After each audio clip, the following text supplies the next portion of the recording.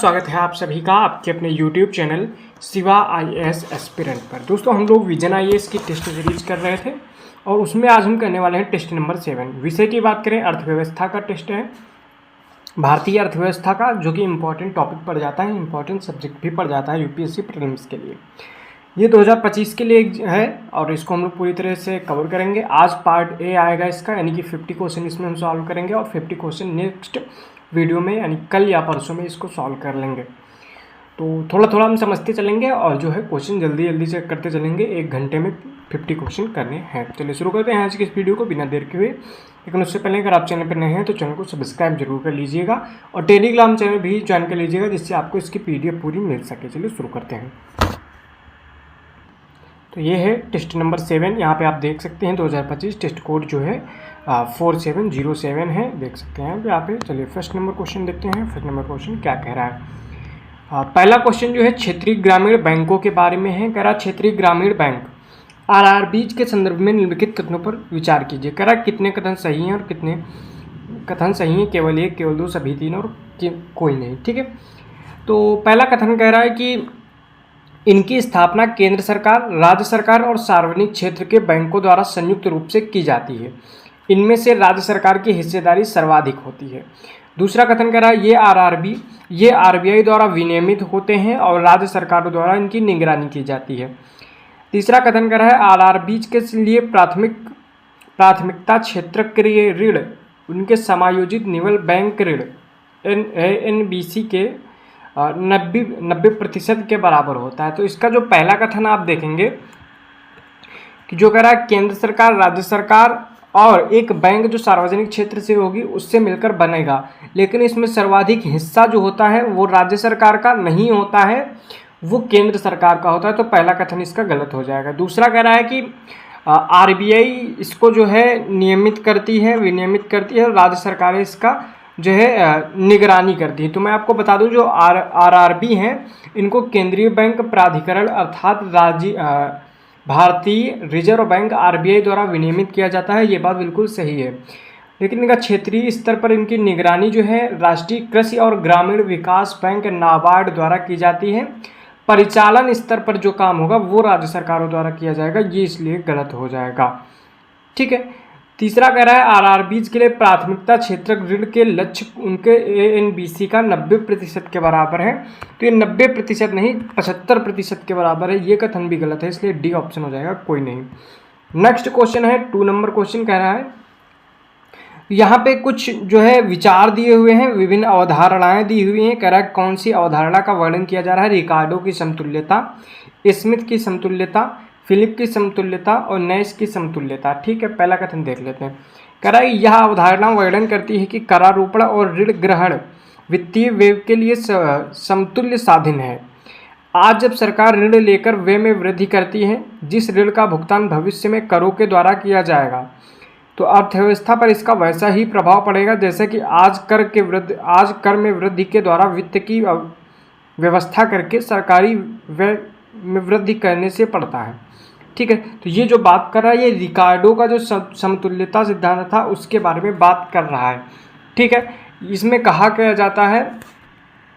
ठीक है, तो ये हो जाएगा आपका A नंबर ऑप्शन इसका। ठीक है, नेक्स्ट क्वेश्चन नंबर 3 है, चलिए देखते हैं। भारत में अवस्थित एक जापानी कार कंपनी का उत्पादन, कह रहा है कि बताना है कौन सा सही है। भारत में स्थित है कोई जापानी कंपनी, कह रहा जापान के GDP में, किंतु भारत के GNP में शामिल होगा तो नहीं होगा। ठीक है, कह रहा भारत और जापान दोनों की GDP में शामिल होगा, नहीं होगा। कह रहा भारत के सकल घरेलू उत्पाद यानी GDP में, किंतु जापान के GNP में शामिल होगा, बिल्कुल सही बात आपको देखने को मिलेगी। इस तरह का जो कथन होगा ये हो जाएगा C ऑप्शन इसका। अगला क्वेश्चन है क्वेश्चन नंबर 4, कह रहा है समष्टि अर्थव्यवस्था के संदर्भ में व्यापक मुद्रा ब्रॉड मनी जिसको बोलते हैं के प्रचलन के संदर्भ में निम्नलिखित कथनों पर विचार कीजिए। ठीक है, कह रहा है कि व्यापक मुद्रा है उसमें कौन कौन से शामिल होते हैं। कह रहा है कि वाणिज्यिक बैंकों और डाकघरों के पास रखी सावधि जमाएं, क्या सावधि जमाएं व्यापक मुद्रा में सम्मिलित होती हैं। चलिए अगला कह रहा है बैंकों के पास रखी जमाएं, A और B दोनों, RBI के पास जमा किए गए बैंकों के नगद रिजर्व। तो आपको पता होगा ये जो नगद रिजर्व होते हैं ये तो शामिल होते ही नहीं हैं। ठीक है। वहीं पे व्यापक मुद्रा में होता क्या है, संकीर्ण मुद्रा यानी कि नैरो मनी प्लस वाणिज्यिक बैंकों और डाकघरों जैसे बचत संगठनों के पास रखी सावधि जमाएं सम्मिलित की जाती हैं। तो ए ऑप्शन हो जाएगा और बी ऑप्शन भी हो जाएगा, यानी कि सी ऑप्शन ए और बी दोनों हो जाएगा। ठीक है, ठीक है। आपको यहाँ पे M3 को ही हम लोग व्यापक मुद्रा कहते हैं, याद रखना है। M3 को हम लोग व्यापक मुद्रा कह देते हैं। ठीक है, अगला क्वेश्चन, क्वेश्चन नंबर 5 है, कह रहा है कि इस सार्वजनिक निजी भागीदारी मॉडल के तहत लागत पूरी तरह से सरकार द्वारा वहन की जाती है। सरकार निजी अभिकर्ताओं से इंजीनियरिंग कार्यों के लिए नीलामी आमंत्रित करती है। कच्चे माल की खरीद और निर्माण लागत सरकार द्वारा वहन की जाती है। निजी क्षेत्र की भागीदारी न्यूनतम होती है और इंजीनियरिंग विशेषज्ञता की प्रदायगी तक सीमित होती है। कह रहा है कि कौन सा उपयुक्त परिच्छेद में निम्नलिखित में से किस निवेश मॉडल की बात की गई है। कह रहा है build operate and transfer annuity model. दूसरा कह रहा है engineering procurement and construction model, build operate and transfer toll model. अगला हाइब्रिड एन्यूटी मॉडल। तो यहाँ पे जो बात की गई है ये engineering procurement and construction model की बात की गई है। इनको आपको एक बार पढ़ लेना है, जो भी मॉडल है भागीदारी के साथ। ठीक है, अगला क्वेश्चन, क्वेश्चन नंबर 6 है, देख लेते हैं। कह रहा टी बिल, ट्रेजरी बिल के संदर्भ में निम्नलिखित कथनों पर विचार कीजिए। कह रहा है कौन से सही हैं, केवल एक, केवल दो, एक और दो, दोनों, ना तो एक ना तो दो। कह रहा है कि ये जीरो कूपन सिक्योरिटीज हैं जिन्हें छूट पर जारी किया जाता है तथा परिपक्वता की स्थिति में अंकित मूल्य पर भुनाया जा सकता है। कह रहा है ये 364 दिनों से अधिक के लिए परिपक्वता के लिए जारी किए गए दीर्घकालिक लिखित। तो टी बिल्स आपको पता होगा ये short term loan money market का जो है हिस्सा होता है। वहीं पे ये जो है जीरो कूपन सिक्योरिटीज होती हैं और इन्हें जो है छूट पे जारी किया जाता है। ये बिल्कुल सही बात है, एक कथन इसका ऑप्शन है, तो केवल ए ऑप्शन हो जाएगा। ठीक है, नेक्स्ट क्वेश्चन, क्वेश्चन नंबर 7 देख लेते हैं। तो यहाँ पे बैलेंस ऑफ पेमेंट के संदर्भ में यहाँ पे क्वेश्चन है। कह रहा है कि निम्नलिखित कथनों में से कौन सा किसी देश के BOP बैलेंस ऑफ पेमेंट यानी कि भुगतान संतुलन का सर्वोत्तम वर्णन करता है। कह रहा है कि वह किसी देश की सरकार और विशेष विश्व की सरकारों के बीच एक विशिष्ट अवधि में होने वाले सभी आर्थिक लेन देनों का एक व्यापक रिकॉर्ड है। ठीक है, अगला कह रहा है यह किसी देश में घरेलू बजट का सांख्यिकीय विश्लेषण है जिसमें सरकारी व्यय और कर राजस्व शामिल होते हैं। सी कह रहा है यह किसी विशिष्ट अवधि में देश के निवल विदेशी मुद्रा भंडार की माप है। डी कह रहा है यह किसी विशिष्ट अवधि में देश के निवासियों और शेष विश्व के बीच होने वाले वस्तुओं और सेवाओं के परिसंपत्तियों के बीच लेन देनों का व्यवस्थित रिकॉर्ड है। तो बिल्कुल सही बात कह रहा है, डी ऑप्शन इसका जो है वो सही बात कह रहा है कि BOP के बारे में यही कथन ज़्यादा सही लग रहा है। नेक्स्ट क्वेश्चन देखा जाएगा, क्वेश्चन नंबर 8 कह रहा है MSME के वर्गीकरण के संदर्भ में निम्नलिखित कथनों पर विचार कीजिए। ठीक है, तो देखिए ये जो क्वेश्चन है आप लोग यहाँ पे देखेंगे कि ये 2024-2025 के बजट आने से पहले का क्वेश्चन है। तो यहाँ पे जो है क्राइटेरिया अभी चेंज कर दिए गए हैं इस साल। ठीक है, तो चलिए देख लेते हैं पहले के हिसाब से। करा है 8वां क्वेश्चन, करा कि सूक्ष्म उद्यम ऐसे उद्यम हैं जिनका निवेश 1 करोड़ रुपए से और वार्षिक कारोबार 5 करोड़ रुपए से अधिक ना हो। ठीक है, दूसरा कह रहा है लघु उद्यम ऐसे उद्यम होते हैं जिनका निवेश 10 करोड़ रुपए और वार्षिक कारोबार 50 करोड़ रुपए से अधिक ना हो। तीसरा कह रहा है मध्यम उद्योग ऐसे उद्योग हैं जिनका निवेश 100 करोड़ रुपए और वार्षिक कारोबार 500 करोड़ से अधिक ना हो। कौन से कथन सही हैं? केवल एक और दो, केवल 2 और 3, 1, 2, 3। तो इसमें जो पुराना क्राइटेरिया था उसके हिसाब से पहला और दूसरा जो है सही देखने को मिलेगा। ठीक है, लेकिन जो तीसरा देखने को मिलेगा ये गलत देखने को मिलेगा क्योंकि यहाँ पे 50 करोड़ था। अब मैं नई क्राइटेरिया बता देता हूँ आपको। यहाँ पे 1 करोड़ का जो है सारे 2.5 गुना कर दीजिए। ये हो गया है 2.5 करोड़, ये हो गया है 25 करोड़ और ये हो गया है 125 करोड़। ठीक है, ये हो गया है। अगली बात बता दूं, अगर निवेश के कारोबार की बात किया जाए तो ये हो जाएगा 10 करोड़, ये 2 गुना हो गया, ये 100 करोड़ और ये 1000 करोड़। ठीक है, तो इसका जो ऑप्शन 1 और 2 सही है, बी ऑप्शन इसका हो जाएगा। अगला क्वेश्चन है क्वेश्चन नंबर 9। FDI और FPI के संदर्भ में निम्नलिखित कथनों पर विचार कीजिए। कह रहा है कौन से कथन सही हैं? केवल 1, केवल 2, 1 और 2, दोनों, ना तो 1 ना तो 2।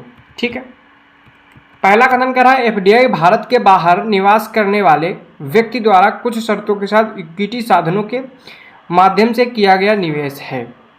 कह रहा है एफडीआई भारत के बाहर निवास करने वाले व्यक्ति द्वारा कुछ शर्तों के तहत इक्विटी साधनों के माध्यम से किया गया निवेश है। अगला कह रहा है एफपीआई से प्रायः मेजबान देश में प्रौद्योगिकी हस्तांतरण, रोजगार सृजन, अवसंरचना का विकास होता है, जबकि एफडीआई तो ऐसा कुछ नहीं आपको देखने को मिला, जबकि एफडीआई से मुख्य रूप से वित्तीय बाजारों की तरलता, दक्षता प्रभावित होती है। ये तो बिल्कुल गलत हो जाएगा, लेकिन एक इसका सही हो जाएगा। तो एक इसका जब सही है तो एक ऑप्शन हो जाएगा, ए हो जाएगा इसका सही आंसर। ठीक है, अगला क्वेश्चन नंबर 10 देख लेते हैं। डब्ल्यूटीओ के संदर्भ में निम्नलिखित कथनों पर विचार कीजिए। कह रहा कितने सही नहीं है। ठीक है, कितने सही नहीं है, केवल एक, केवल दो, सभी तीन और कोई नहीं। पहला कथन कह रहा है संयुक्त राष्ट्र के सभी सदस्य देश डब्ल्यूटीओ के सदस्य हैं। क्या ये सही बात है कि सभी देश जो है डब्ल्यूटीओ के सदस्य हैं? ठीक है, चलिए अगला देखते हैं। आगे कह रहा है जनरल काउंसिल डब्ल्यूटीओ का सर्वोच्च निर्णय लेने वाला निकाय है। ठीक है, अगला कह रहा है डब्ल्यूटीओ का एक उद्देश्य विभिन्न अर्थव्यवस्थाओं में विनिमय दर की स्थिरता प्राप्त करना है। चलिए देख लेते हैं कौन। तो इसका जो पहला कथन कह रहा है संयुक्त राष्ट्र के सभी सदस्य देश डब्ल्यूटीओ के सदस्य हैं, तो ये बात आपको देखने को मिलेगा, ये बात गलत है। ठीक है, ऐसा नहीं है। अगला कह रहा है जनरल काउंसिल डब्ल्यूटीओ का सर्वोच्च निर्णय लेने वाली संस्था है। क्या ये बात सही है? बिल्कुल, जनरल काउंसिल जो है डब्ल्यूटीओ का निर्णय लेने वाली सर्वोच्च संस्था देखने को मिलेगी। अगला कह रहा है डब्ल्यूटीओ एक उद्देश्य विभिन्न अर्थव्यवस्थाओं में विनिमय दर की स्थिरता, नहीं, ये आईएमएफ देखता है। ठीक है, ये आईएमएफ, तो दो कथन गलत हैं, बी ऑप्शन हो जाएगा केवल दो। ठीक है, तो 10 क्वेश्चन हो चुके हैं। अगला क्वेश्चन देखते हैं। क्वेश्चन नंबर है 11, कह रहा है भारत में कृषि संगणना के संदर्भ में निम्नलिखित कथनों पर विचार कीजिए। ठीक है, कह रहा है उपयुक्त में से कितने कथन सही हैं? ठीक है, केवल एक, केवल दो, सभी तीन और कोई नहीं। पहला कह रहा है भारत में इसे कृषि और किसान कल्याण मंत्रालय द्वारा प्रत्येक 5 वर्ष में आयोजित किया जाता है। दूसरा कह रहा है इसे केंद्रीय क्षेत्र की योजना के रूप में संचालित किया जाता है। ठीक है, तीसरा कह रहा है भारत में पहली कृषि संगणना प्रथम पंचवर्षीय योजना के दौरान आयोजित की गई थी। ठीक है, तो आपको मैं बताऊं कि भारत में इसे पहला कथन जो कह रहा है कि बिल्कुल सही कह रहा है कि किसान कल्याण मंत्रालय और प्रत्येक 5 वर्ष में आयोजित की जाती है। ठीक है, अगला कह रहा है कि ये जो है केंद्रीय क्षेत्र की योजना है, बिल्कुल सही बात है। कह रहा है कि इसकी जो शुरुआत हुई थी प्रथम पंचवर्षीय योजना के दौरान हुई थी, तो नहीं, इसकी शुरुआत जो है चौथी पंचवर्षीय योजना के दौरान हुई थी, इसलिए कथन गलत है। पहला और दूसरा सही है, बी ऑप्शन इसका सही हो जाएगा।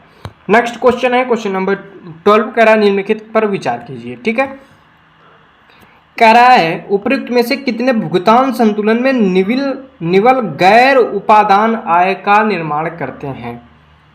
ठीक है, उपादान मतलब फैक्टर इनकम। ठीक है, नॉन फैक्टर इनकम। ठीक है, गैर उपादान आय यानी नॉन फैक्टर इनकम, यानी कि इसमें अमूर्त संपत्तियों के स्वामित्व या ऐसी सेवाएं प्रदान करने से अर्जित आय शामिल है जो प्रत्यक्ष रूप से वस्तुओं के उत्पादन से संबंधित नहीं है। ठीक है, पारंपरिक अर्थों में उत्पादन का उपादान नहीं माना जाता, मतलब यह है कि इनमें कहीं ना कहीं हम लोग क्या लेंगे, सेवाएं लेंगे। ठीक है, कह रहा शिपिंग सेवाओं से अर्जित आय, क्या ये आएगा इसमें? ठीक है, अगला कह रहा है पर्यटन से अर्जित निवल आय, अगला कह रहा है बैंकिंग सेवाओं से निवल आय। तो सभी इसमें आपको देखने को मिलेगा जो है, सभी तीनों आपको इसमें गैर उपादान आय, नॉन फैक्टर इनकम देखने को मिल जाता है। ठीक है, अगला चलिए देखते हैं क्या है। अगला क्वेश्चन कह रहा है कि एशियाई अवसंरचना निवेश बैंक AIIB के संदर्भ में निम्नलिखित कथनों पर विचार कीजिए। कह रहा है कितने कथन सही हैं? केवल एक, केवल दो, सभी तीन और कोई नहीं। पहला कथन कह रहा है इसकी स्थापना विश्व बैंक के विकल्प के रूप में अपने सदस्य देशों को धन उपलब्ध कराने के उद्देश्य से की गई है। ठीक है, दूसरा कथन कह रहा है कि इसका मुख्यालय बीजिंग में अवस्थित है। तीसरा कह रहा है संयुक्त राष्ट्र महासभा के विचार विमर्श में इसे स्थायी पर्यवेक्षक का दर्जा प्राप्त है। ठीक है, चलिए पहला कथन देख लेते हैं।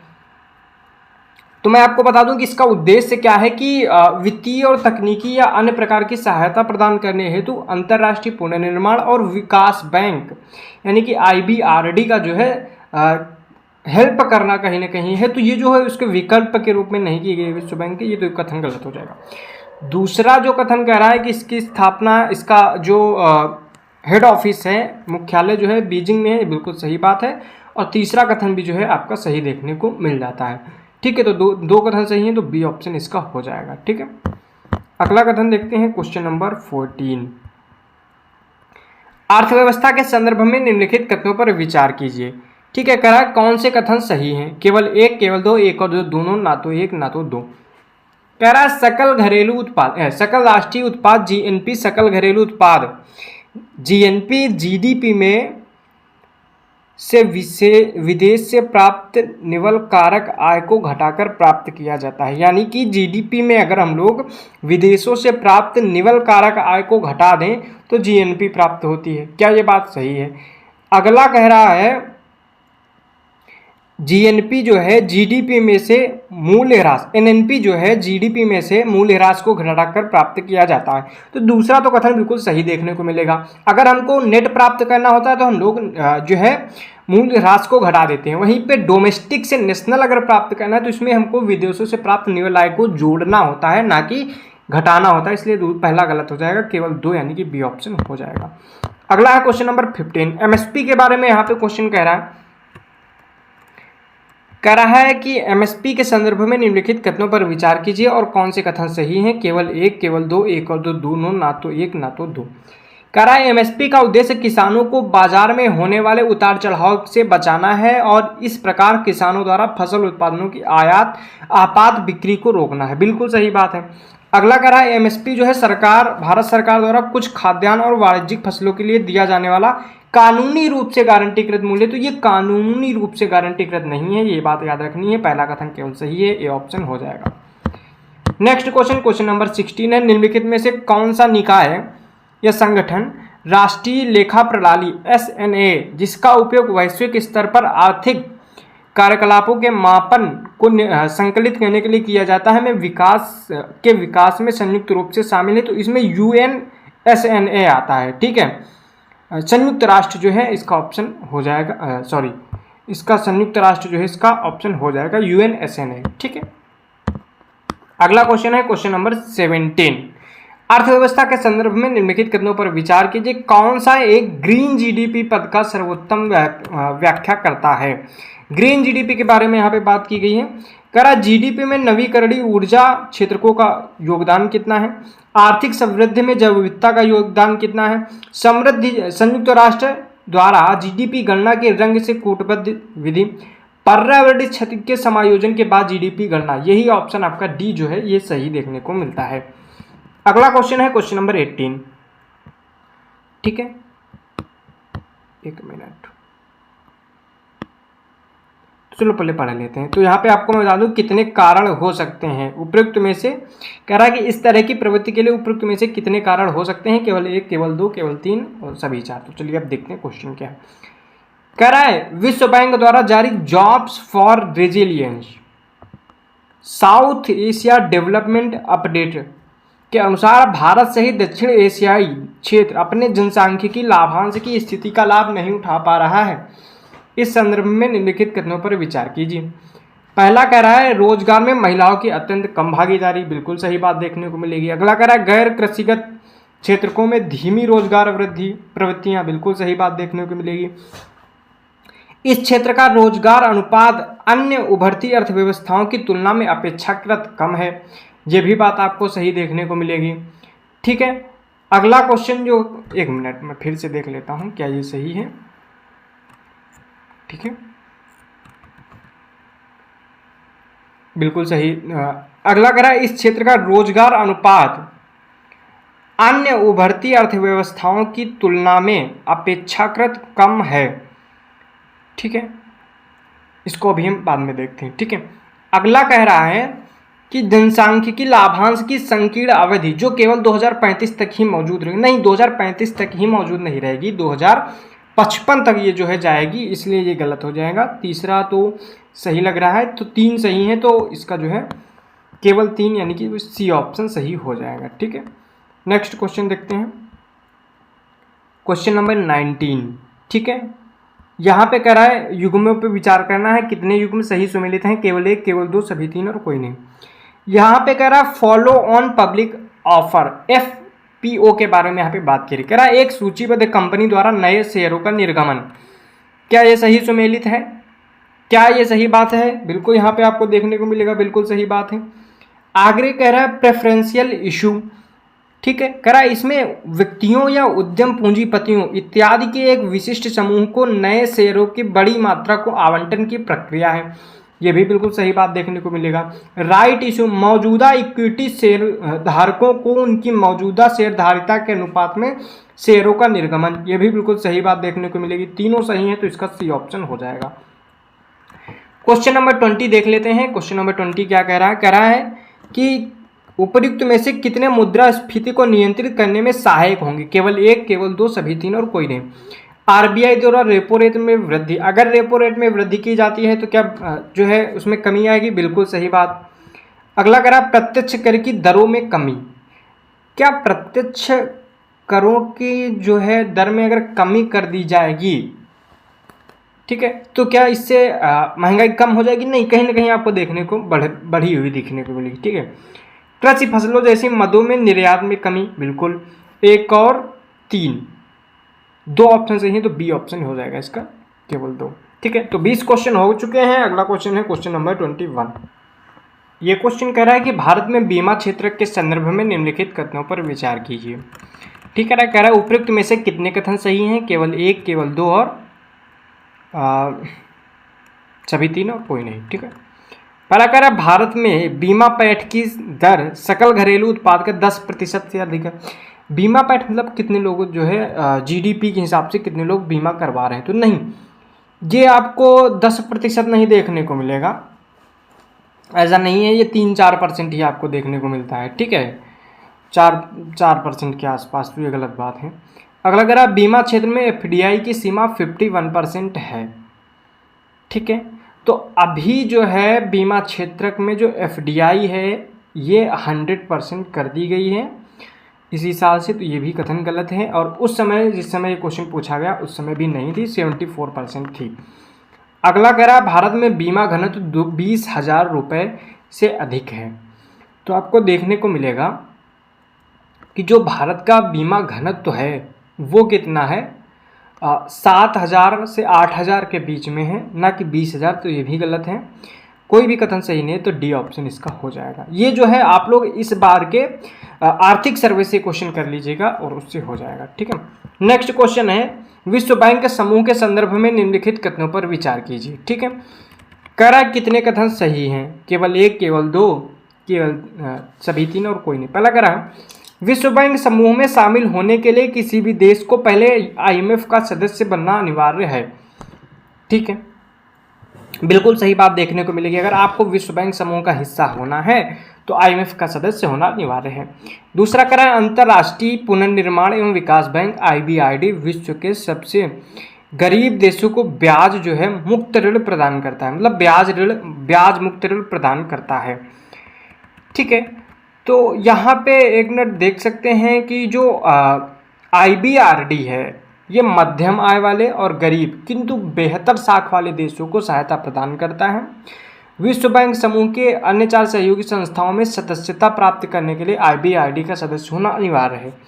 लेकिन ये जो बात किया जाए कि विश्व के सबसे गरीब देशों को ऋण प्रदान करने की बात किया जाए तो वो अंतर्राष्ट्रीय विकास संघ है, IDA है। ये ऋण क्रेडिट के रूप में प्रदान किए जाते हैं और अनिवार्य रूप से ब्याज मुक्त होते हैं।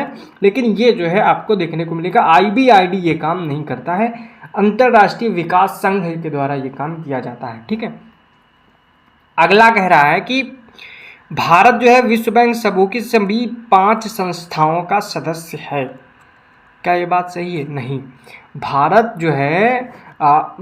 जो है अंतर्राष्ट्रीय निवेश विवाद निपटान केंद्र ICSID का सदस्य नहीं है, ये भी गलत हो जाएगा। केवल एक सही, इसका ऑप्शन ए हो जाएगा, ठीक है। नेक्स्ट क्वेश्चन 23 है।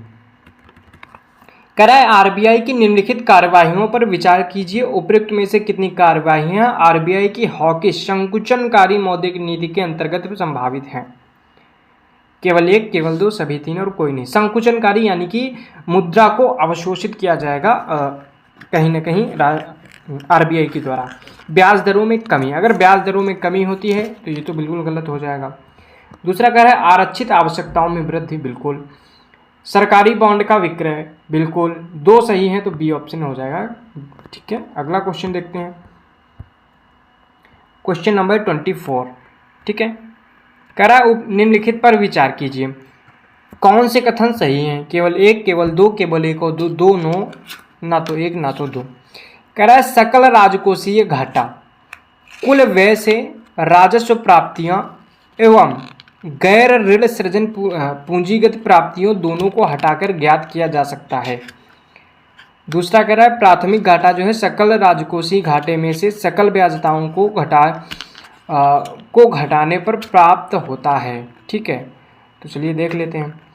पहला जो कथन कह रहा है कि सकल राजकोषीय घाटा जो है होता क्या है, इसमें कुल व्यय, सकल राजकोषीय घाटा जो है कुल व्यय यानी कि राजस्व प्राप्तियां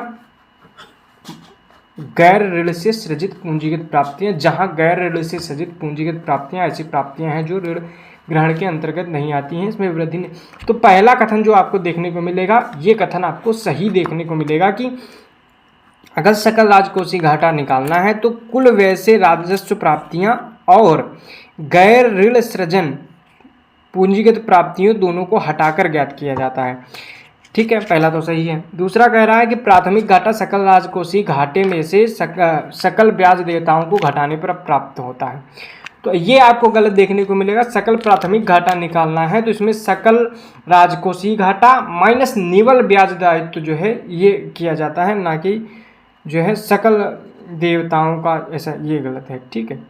तो केवल 1 सही है, इसका ऑप्शन ए हो जाएगा, ठीक है। अगला क्वेश्चन देखते हैं, question number 25। Sovereign gold bond के बारे में यहाँ पे बात की गई है, ठीक है। कह रहा है कितने कथन सही नहीं हैं। पहला कह रहा है इन्हें सरकार की ओर से आरबीआई द्वारा जारी किया जाता है, बिल्कुल सही बात देखने को मिलेगी। इनको जो है आरबीआई जारी करती है सरकार के द्वारा, ठीक है, मतलब सरकार की तरफ से।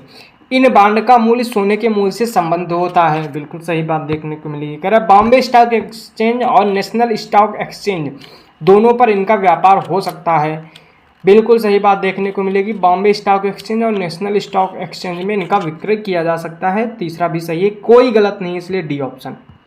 अगला है क्वेश्चन नंबर 26।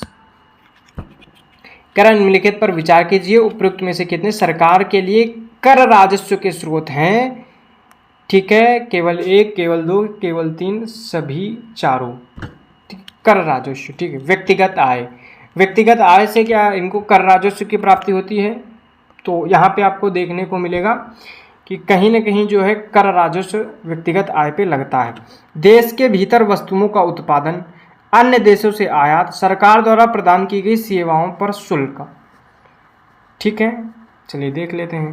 देखो जो कर राजस्व होगा इसमें आएगा क्या क्या, ठीक है। काफ़ी हद तक ये प्रत्यक्ष करों के समान देखने को मिलेंगे और अप्रत्यक्ष कर भी इसमें उत्पादन कर हो गया, वस्तुओं पर लगाया कर, सीमा शुल्क हो गया, सेवा कर हो गया, ठीक है। इस तरह के जो भी कर होंगे उनको हम लोग कर राजस्व में शामिल करेंगे। तो इसमें 3 सही हैं, तो केवल 3 ऑप्शन सी इसका सही हो जाएगा, ठीक है।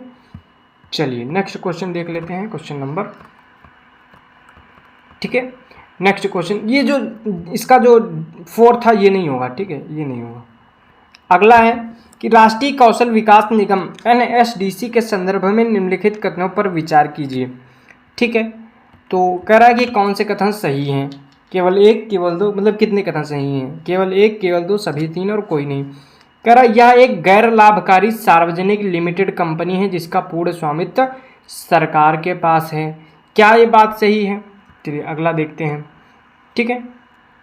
अगला क्वेश्चन कह रहा है कौशल विकास एवं उद्यमिता मंत्रालय इसकी नोडल एजेंसी है।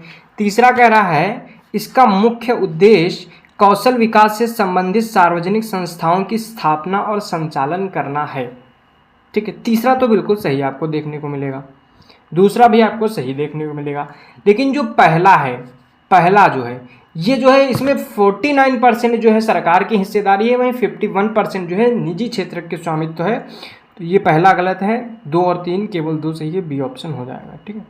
नेक्स्ट क्वेश्चन 28 है पूंजी बाजार के संदर्भ में निम्नलिखित कथनों पर विचार करना है।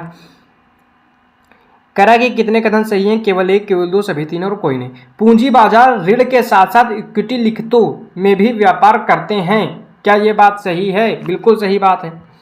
दूसरा कह रहा है जमा प्रमाण पत्र और वाणिज्यिक पत्र पूंजी बाजार में व्यापार की जाने वाली प्रतिभूतियां, बिल्कुल नहीं, ये तो गलत बात है। ये तो मनी मार्केट का हिस्सा आपको देखने को मिलेंगी, पूंजी बाजार का हिस्सा नहीं देखने को मिलेंगी। ठीक है, वहीं पे जो दूसरा कह रहा है, तीसरा कथन है कि मुद्रा बाजार की तुलना में पूंजी बाजार में सार्वजनिक भागीदारी सीमित होती है। नहीं, ऐसा नहीं देखने को मिलेगा। सीमित भागीदारी नहीं होती है, इसमें व्यापक भागीदारी देखने को मिलती है। ये भी गलत है, केवल एक सही है, तो ए ऑप्शन हो जाएगा। निम्नलिखित परिस्थितियों पर विचार कीजिए। कह रहा है उपयुक्त स्थितियों में से कितनी भारतीय रुपए के अधिमूल्यन का कारण बन सकती हैं? अधिमूल्यन यानी कि रुपया मजबूत होगा। ठीक है, केवल एक, केवल दो, सभी तीन, कोई नहीं। ठीक है, पहला कह रहा है भारत में ब्याज दरों में कमी। ठीक है, दूसरा कह रहा है विदेशी वस्तुओं की मांग में कमी, भविष्य में विदेशी मुद्रा के मूल्य में वृद्धि की संभावना। तो चलिए भाई देख लेते हैं कौन कौन सा सही। तो इसका जो पहला है कि भारत में ब्याज दरों में कमी, इसका डायरेक्ट कोई रिलेशन दिखता नहीं है। ठीक है, ऐसा कोई रिलेशन दिखेगा नहीं। ठीक, तो ये तो कोई मतलब नहीं है। वहीं पे दूसरा जो है विदेशी वस्तुओं की मांग में कमी, अगर विदेशी वस्तुओं की मांग में कमी होती है तो हमें डॉलर की कम ज़रूरत पड़ेगी, जिससे कहीं ना कहीं जो है हमारा काम हो जाएगा अपनी मुद्रा से, और मुद्रा हमारी मजबूत हो जाएगी। तो ये जो है, और डॉलर का हमें कम भुगतान भी करना पड़ेगा। ठीक है, यानी कि फिर डॉलर की जब मांग कम हो जाएगी, तो जब मांग कम हो जाएगी तो डॉलर जो है सस्ता हो जाएगा और हमारा पैसा जो है कहीं ना कहीं महंगा देखने को मिलेगा। तो दूसरा सही है। भविष्य में विदेशी मुद्रा के मूल्य में वृद्धि, ऐसा ये आपको देखने को मिलेगा नहीं। ठीक है, ऐसा कुछ नहीं देखने को मिलेगा, केवल एक सही है, तो इसका ए ऑप्शन हो जाएगा। ठीक है, अगला क्वेश्चन देखते हैं। क्वेश्चन नंबर कौन सा है? Question number 30। ठीक है, कह रहा भारतीय ऐतिहासिक अभिलेख आयोग IHRC का नेतृत्व निम्नलिखित में से किसके द्वारा किया जाता है? तो इसका जो भारतीय ऐतिहासिक अभिलेख आयोग का नेतृत्व जो करता है, क्या शिक्षा मंत्रालय करता है, भारतीय पुरातत्व सर्वेक्षण करता है, भारतीय सांस्कृतिक संबंध परिषद करती है, या केंद्रीय संस्कृति मंत्री? तो इसका जो होता है, ये जुड़ा होता है केंद्रीय संस्कृति मंत्रालय से जुड़ा हुआ, डी ऑप्शन हो जाता है। ठीक है, अगला है क्वेश्चन नंबर 31। विशेष आर्थिक क्षेत्र के संदर्भ में निम्नलिखित कथनों पर विचार करना है। ठीक है, कह रहा है कि उपयुक्त में से कितने कथन सही हैं? केवल एक, केवल दो, सभी तीन और कोई नहीं। कह रहा है कि SEZ विशेष आर्थिक क्षेत्र अधिनियम 2005 के प्रावधानों के तहत संचालित होते हैं। ठीक है, अगला कह रहा है SEZ स्थापित करने की शक्ति केंद्र और राज्य दोनों के पास है।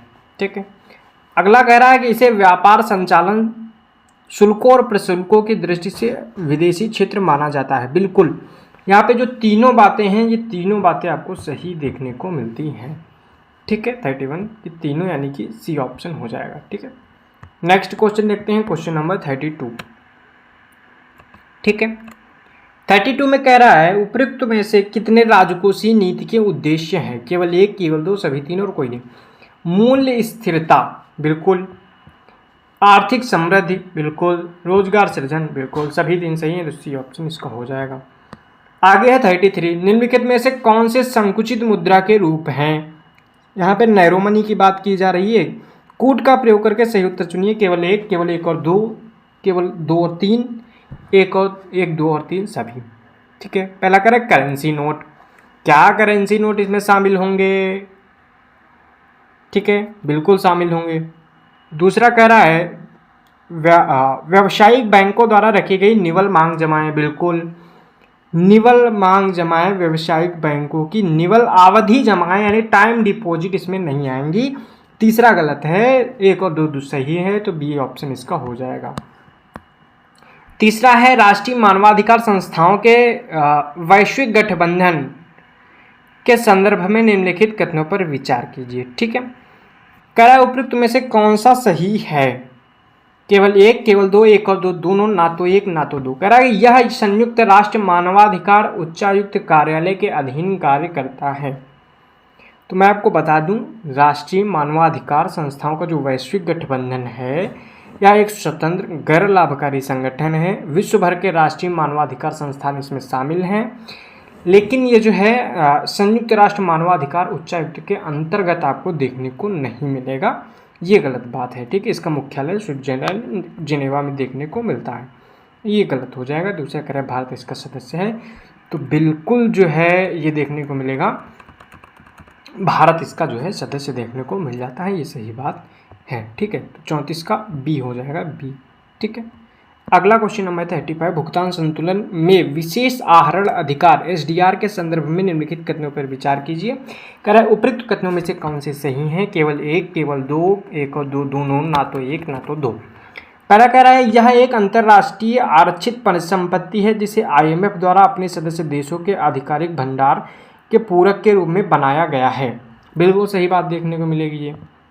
अगला कह रहा है एसडीआर का मूल्य 4 मुद्राओं नहीं 5 मुद्राएं इसमें शामिल की गई हैं। अमेरिकी डॉलर, यूरो, चीनी रेनमिनबी और जापानी येन के साथ ब्रिटिश पाउंड स्टर्लिंग भी शामिल देखने को मिलेगा, इसलिए दूसरा गलत है, केवल एक से ही ऑप्शन हो जाएगा। क्वेश्चन नंबर 36 है, निम्नलिखित पर विचार कीजिए। कह रहा है उपरोक्त में से कितने लागत प्रेरित मुद्रास्फीति उत्पन्न कर सकते हैं? लागत प्रेरित, ठीक है, केवल एक, केवल दो, सभी तीन और कोई नहीं। पहला कह रहा है कि जमाखोरी और सट्टेबाजी, क्या इससे लागत बढ़ जाएगी?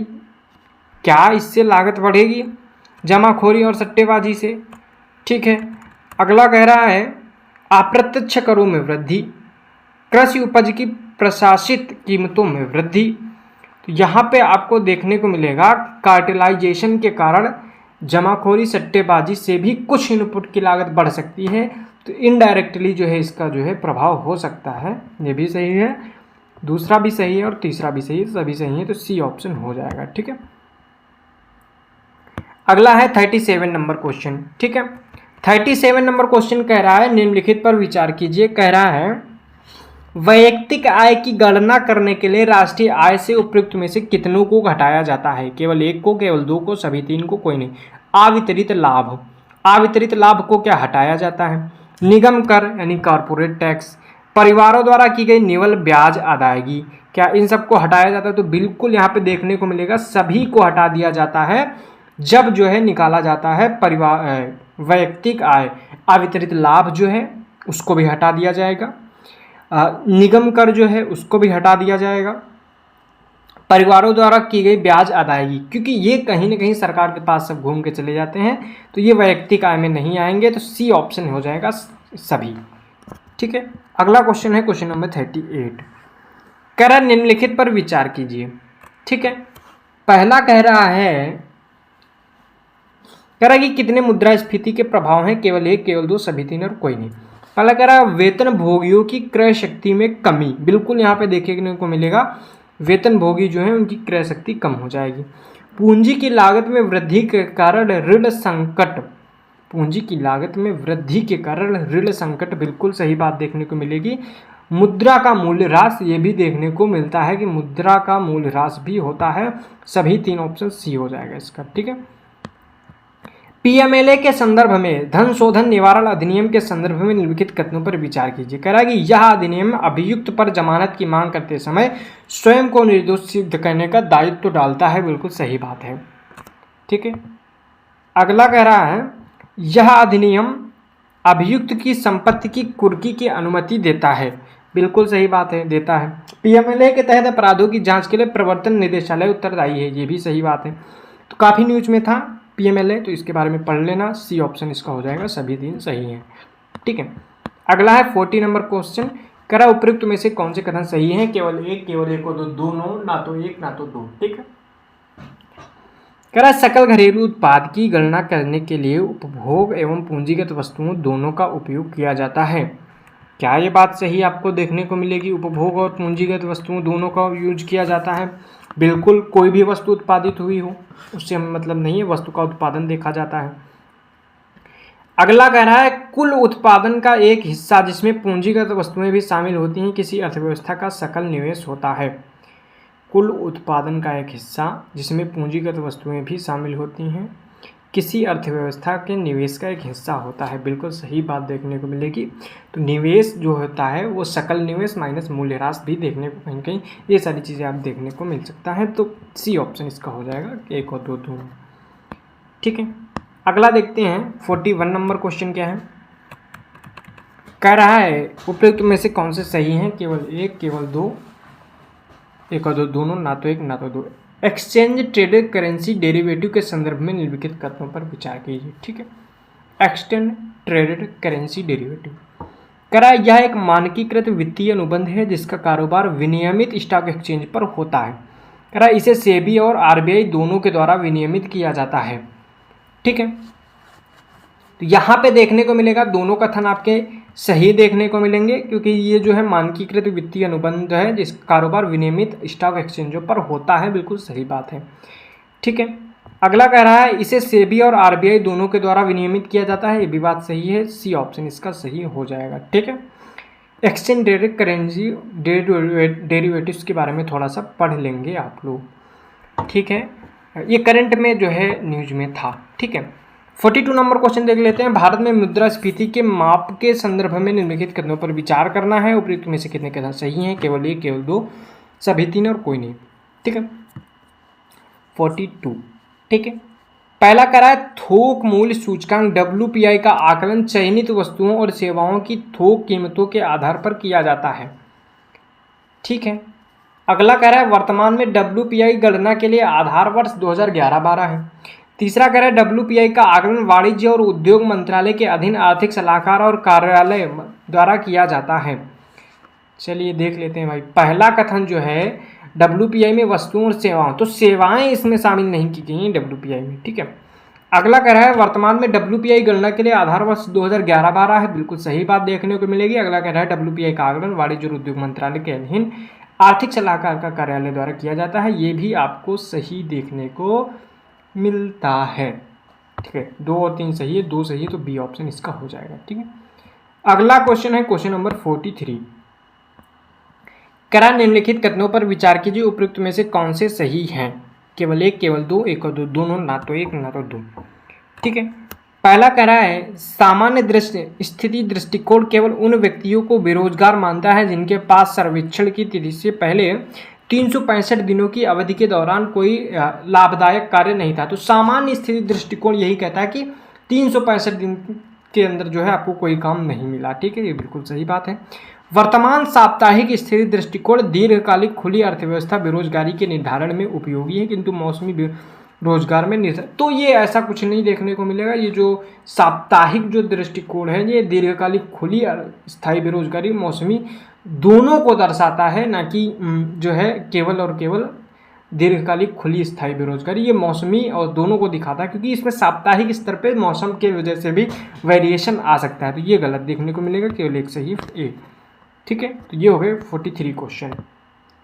नेक्स्ट क्वेश्चन देख लेते हैं। क्वेश्चन नंबर 44 है राष्ट्रीय औसत मूल्य निर्धारण प्राधिकरण NPPA के संदर्भ में निम्नलिखित कथनों पर विचार करना है। ठीक है, करेक्ट कौन से कथन सही हैं, केवल 1, केवल 2, सभी 3 और कोई नहीं। पहला कह रहा है यह रसायन और उर्वरक मंत्रालय के औसत विभाग का एक संलग्न कार्यालय है।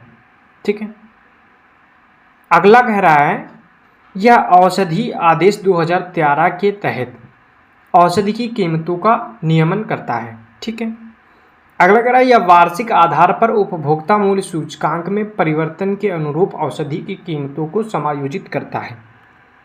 ठीक है, क्या यह बात सही है? चलिए देखते हैं कौन से सही हैं और कौन से गलत हैं। ठीक है, जो पहला इसका है ये बात बिल्कुल सही रहेगी, ये कि रसायन और उर्वरक मंत्रालय के औषध विभाग के तहत कार्य करता है। अगला कह रहा है औषध मूल्य नियंत्रण आदेश 2013 के तहत काम करता है। बिल्कुल सही बात है। लेकिन जो तीसरा कह रहा है जो NPPA है ये WPI के आधार पर NLEM औषधियों की कीमतों में वार्षिक संशोधन करता है। ठीक है, सभी औषधियों में नहीं करता है, ये आपको देखने को मिलेगी। NLEM सूची जो है वो सूची है जिसमें सार्वजनिक स्वास्थ्य आवश्यकताओं के लिए महत्वपूर्ण औषधि हैं, यानी कि जो महत्वपूर्ण औषधियाँ हैं केवल उनको करता है, सभी को नहीं करता है। ठीक है, तो ये बात आपको याद रखना है कि ये गलत बात आपको देखने को मिलेगी, ये कथन जो है गलत देखने को मिलेगा। ठीक है, तो 1 और 2 दोनों सही हैं, केवल बी ऑप्शन हो जाएगा। ठीक, B B B B for boy. Next question है 45।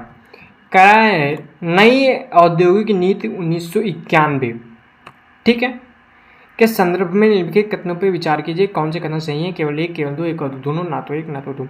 कह रहा है इसका उद्देश्य सरकारी नियंत्रण में आरक्षित उद्योगों की संख्या में कमी करके सार्वजनिक क्षेत्र की भूमिका को घटाना था। बिल्कुल सही बात, एलपीजी की बात हो रही है, उसी के टाइम की बात हो रही है। अगला कह रहा है इस नीति ने एकाधिकार एवं प्रतिबंधात्मक व्यापार व्यवहार MRTP की सीमाओं को समाप्त करके प्रतिस्पर्धा के नियमों में राहत दी। बिल्कुल सही बात, दोनों सही हैं, तो सी ऑप्शन हो जाएगा इसका, सी ऑप्शन इसका सही हो जाएगा। ठीक है, नेक्स्ट क्वेश्चन 46 नंबर क्वेश्चन में है कि निम्नलिखित में से कौन सा कोष भारत में केंद्रीय सार्वजनिक क्षेत्रों के उद्यमों के विनिवेश से राजस्व प्राप्त करता है। यानी कि अगर हम लोग किसी भी सार्वजनिक क्षेत्र के उद्यम को विनिवेश करते हैं तो कहाँ पे जाएगा? तो ये कहाँ जाएगा? ये राष्ट्रीय निवेश कोष में जाता है। आपको याद रखना, सी ऑप्शन हो जाएगा। ठीक है, अगला देखते हैं क्वेश्चन नंबर 47। ठीक है, कराए केंद्रीय सिविल सेवा छुट्टी नियम 1972 के तहत चाइल्ड केयर लीव के संदर्भ में निम्नलिखित कथनों पर विचार कीजिए। कौन से सही हैं? कितने कथन सही हैं? केवल 1, केवल 2, सभी 3 और कोई नहीं।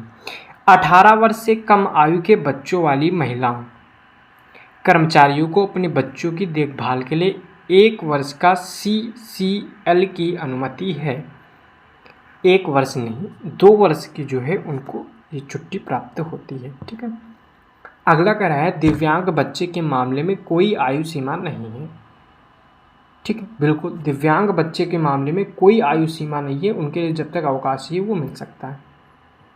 अगला है किसी महिला को चाइल्ड केयर लीव देने से मना करना संविधान का उल्लंघन है। बिल्कुल जो है ये कहीं ना कहीं संविधान का उल्लंघन है। ठीक है, ये बिल्कुल सही बात है, तो 2 और 3 सही है, तो बी ऑप्शन इसका हो जाएगा, केवल 2। 48 क्वेश्चन है कि सेबी के संदर्भ में निम्नलिखित कथनों पर विचार कीजिए। उपयुक्त में से कौन से कथन सही हैं? केवल 1, केवल 2 और 1 और 2 दोनों, ना तो 1 ना तो 2। ठीक है, पहला कह रहा है यह एक वैधानिक निकाय है। बिल्कुल, इसको जो है वैधानिक निकाय है और इसको जो है कानून के तहत जो है इसकी स्थापना की गई थी। ठीक है, अगला कह रहा है यह स्टॉक एक्सचेंजों में शेयर ब्रोकर, अंडरराइटर और म्यूचुअल फंड जैसे सभी मध्यस्थों को विनियमित करता है। सही बात है, सी ऑप्शन हो जाएगा, 1 और 2 दोनों। अगला क्वेश्चन है 49।